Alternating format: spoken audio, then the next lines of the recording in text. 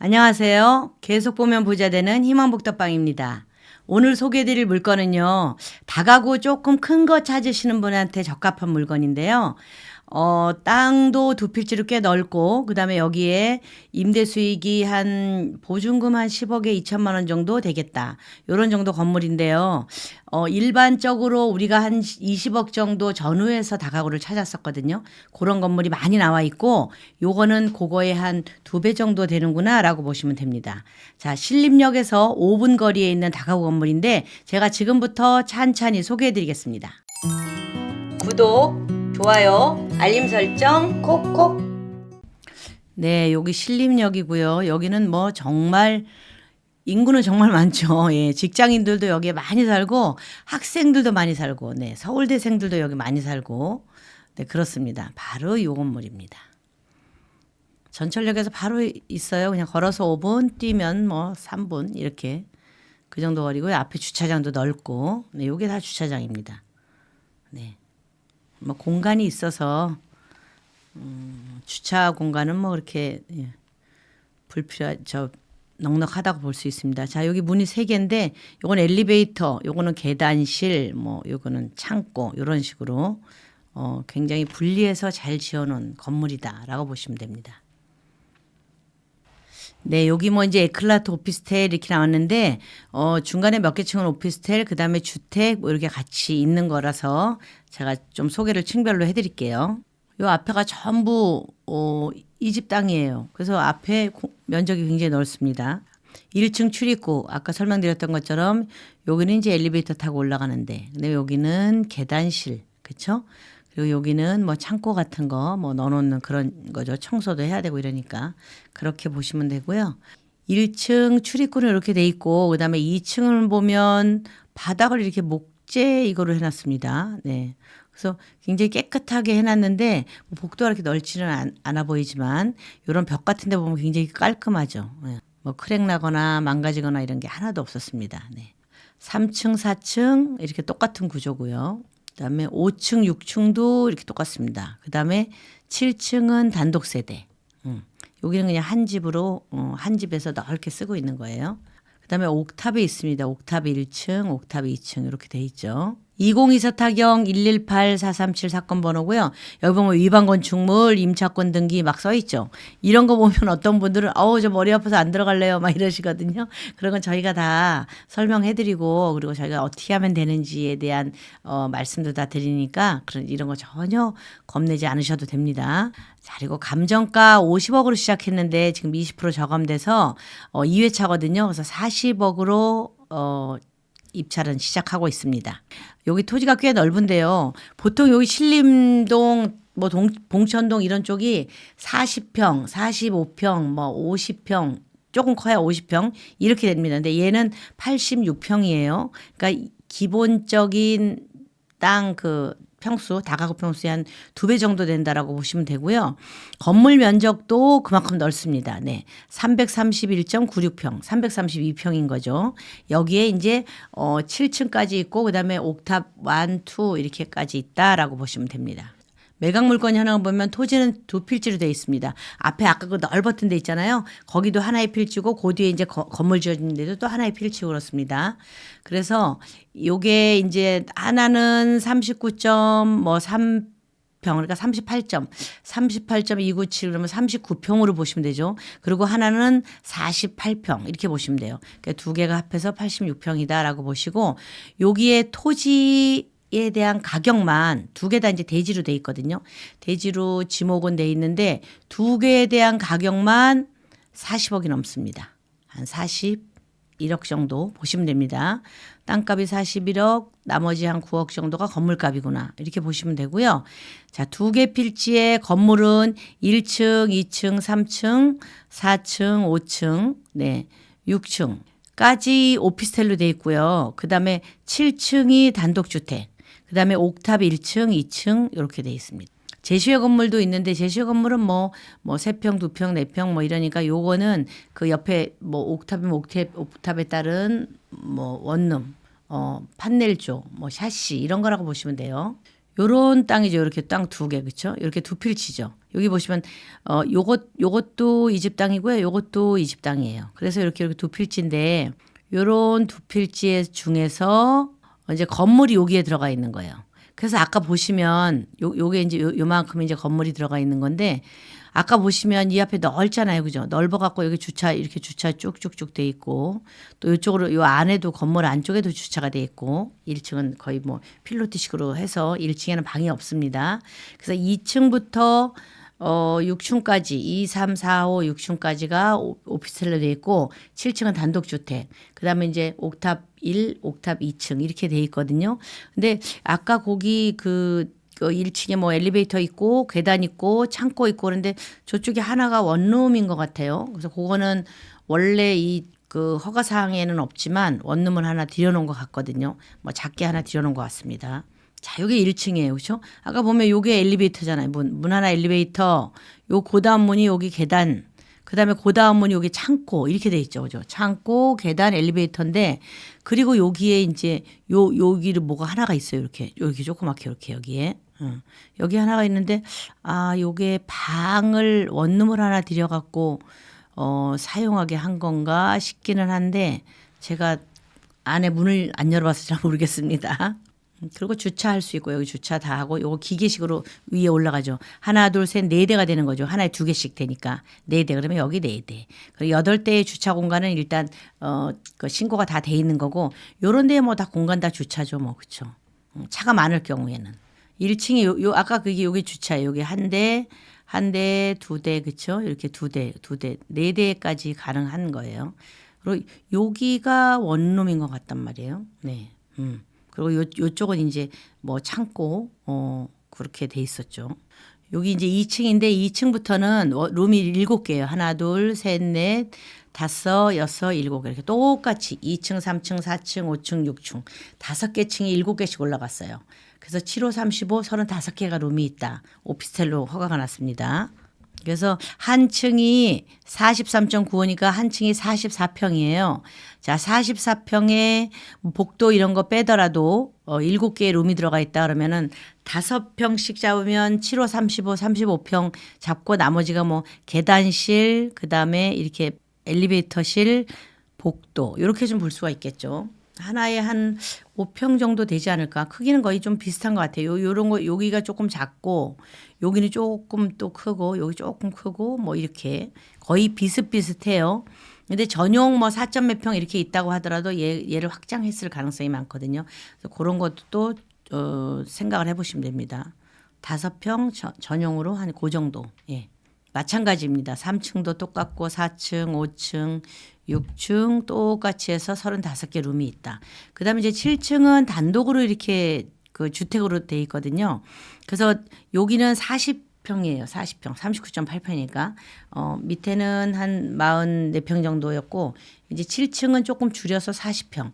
40평 되는 데에 방 하나, 둘, 세 개 하고 뭐 주방하고 거실. 이건 한 세대가 살고 있죠. 여긴 주인 세대가 살아도 되고 안 그러면 이거까지 이제 임대로 잡는다면 금액이 대략 여긴 전체 다 해서 월세가 아무리 적어도 2천 정도는 되겠다. 이렇게 보는 거죠. 그다음에 여기에 이제 제시회 건물 뭐 요 집에 여기 주택이죠. 틀리죠. 다른 데랑 조금 단독으로 쓰니까.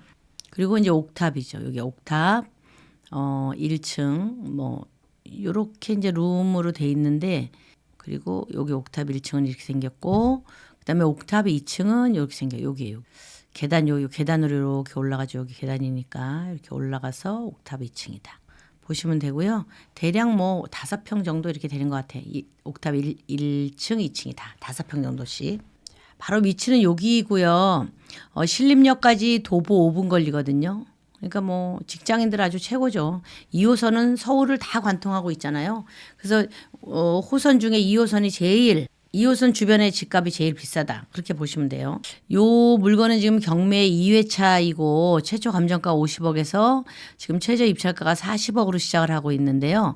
사용 승인 난 지가 21년 됐다 보시면 돼요. 2004년 12월이니까 그냥 2005년부터 사용했겠구나. 그럼 뭐예요? 20년 된 건물이다라고 보시면 되겠죠. 대지가 86.09평, 그다음에 건물이 331.96평이니까 332평. 보시면 되고 요거를 평당 단가로 계산을 했을 때 평당 4,654만 원이다. 예, 요 정도 현재 최저가로 보면 4,654만 원인데 그럼 이게 주변에서 얼마 정도 지금 금액이 실거래가 됐으며 나와 있는 물건은 어떤지 좀 봐야 되겠죠. 자, 여기에 현재 그 경매 물건이 있고요. 요 옆으로 이제 요거 같은 경우도 신림역에서 가깝네요. 그죠? 1994년에 준공한 단독 다가구가 8,287만 원에 실거래가 됐습니다. 계약을 2022년에 했거든요. 2022년은 조금 비쌀 때였었죠. 2022년에 계약했는데 1994년 물건이니까 굉장히 많이 낡았겠죠. 자, 그게 8,287만 원에 평당 거래가 됐다. 그다음에 여기서 조금 멀어요. 여기는 이제 요 물건하고 뭐 거의 비슷한 거리라고 볼 수 있는데 전철역을 기준으로 하면 여기는 1989년도 물건이거든요. 그런데 4,400만 원에 거래가 됐습니다. 2021년에. 그리고 또 하나 이쪽에 조금 더 먼데 약간 먼데 여기 보면 여기도 1988년 물건이거든요. 준공연도가.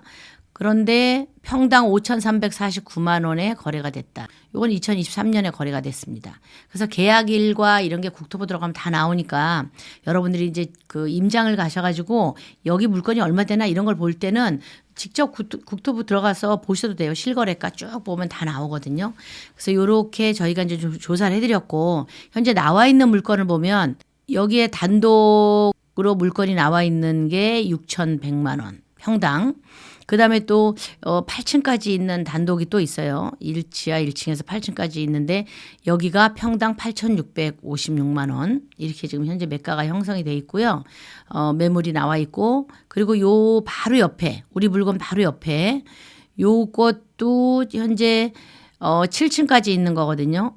얘랑 아마 비슷할 거예요. 7층까지 있고 사용 승인일도 2004년이에요. 그러니까 이 건물 지을 때 이 건물 짓지 않았을까 싶어. 둘 다 같은 연도야.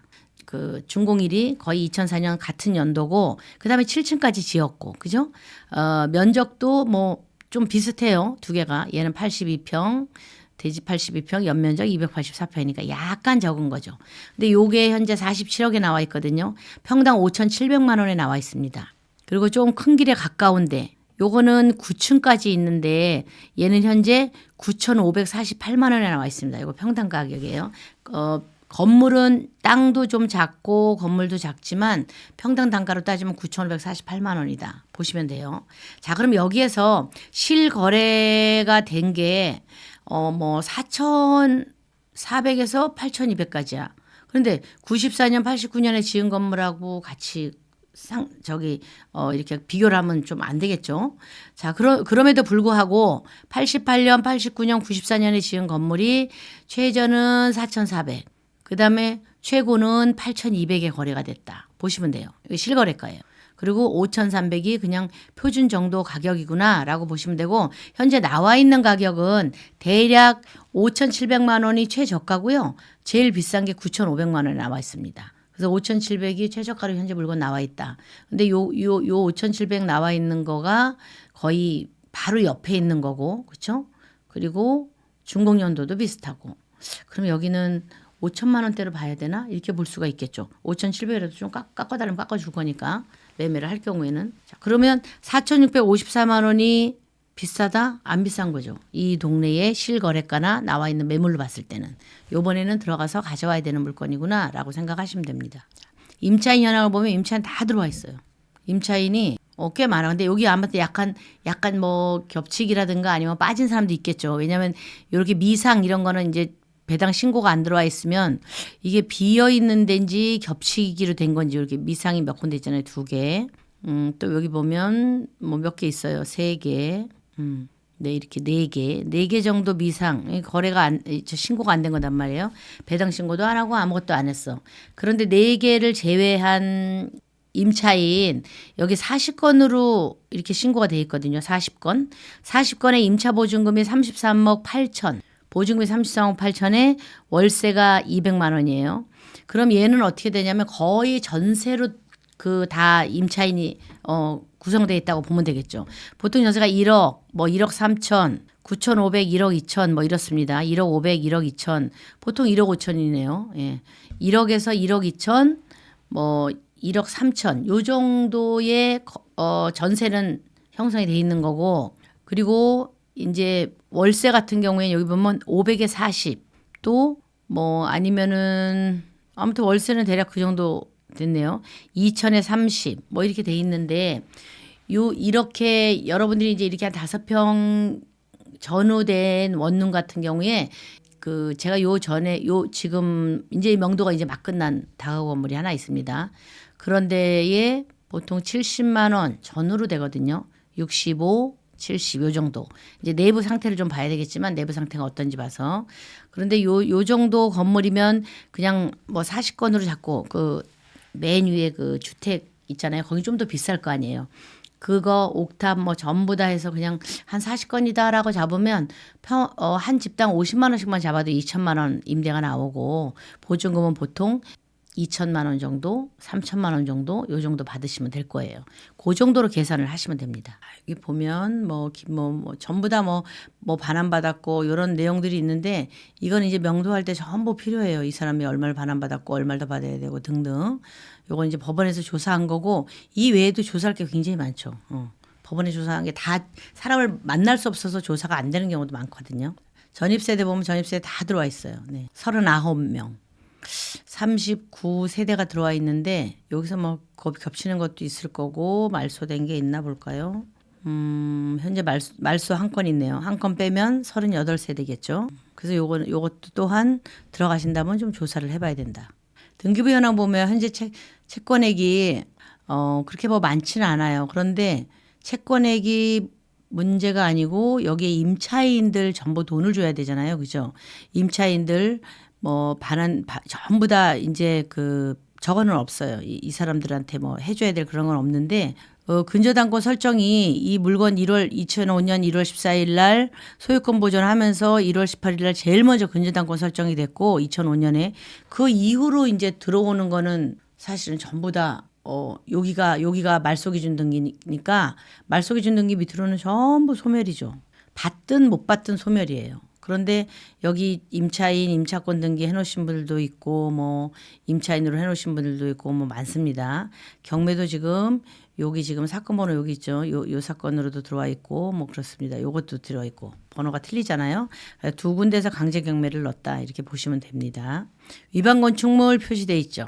건축물 대장을 항상 좀 떼보셔야 돼요. 이렇게 큰 건물들 뭐 주택이든 뭐든 경매 들어가는 건 어디가 위반인지 봐야 되잖아요. 그래서 1층 같은 경우에 주차장, 2층은 뭐 1층에 또 주차장하고 계단실, 장애인 화장실 뭐 이런 게 등등이 있고 그다음에 2층 오피스텔, 3층 오피스텔 그렇죠?